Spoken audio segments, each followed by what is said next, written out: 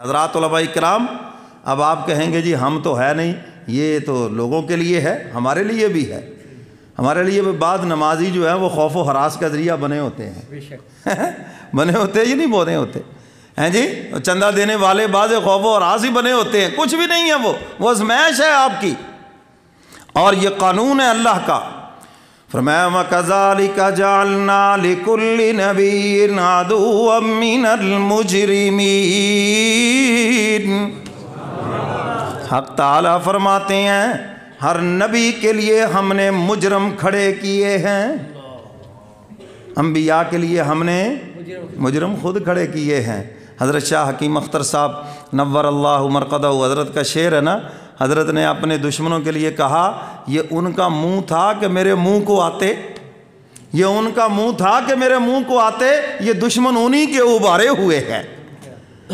اور حضرت فرماتے ہیں جو عالم دین منہاج النبوہ، نبوت کی لائن پہ کام کرے گا، اس کے مخالف اس کے محلے میں سے، اس کے نمازیوں میں سے کھڑے ہوں گے، اور جو صرف دال روٹی کے چکر میں رہے گا سب اس کی تعریف کریں گے، واہ واہ واہ کیا حضرت صاحب ہے، تمہیں اس کا مخالف نہیں ملے گا۔ سیدنا علی مرتضیٰ فرماتے ہیں حق کی نشانی یہ ہے کہ اس کی مخالفت ہوگی۔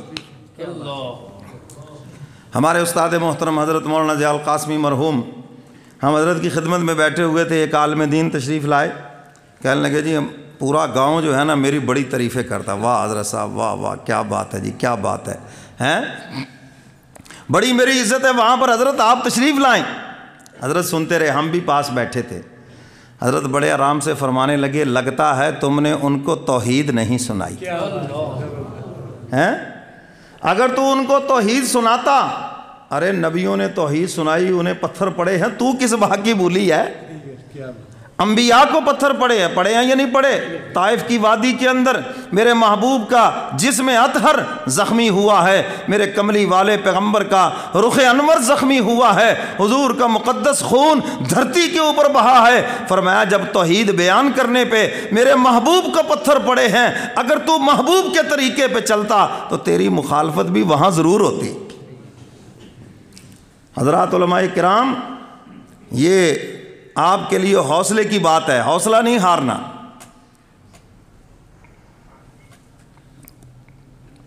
جو عالم دین حق بیان کرے گا اس کی مخالفت ہوگی، یاد رکھنا، کیونکہ وہ نبی کی لائن پہ چل رہا ہے، منہاج النبوہ، اس لائن کے اوپر چل رہا ہے، اس کی مخالفت ہوگی۔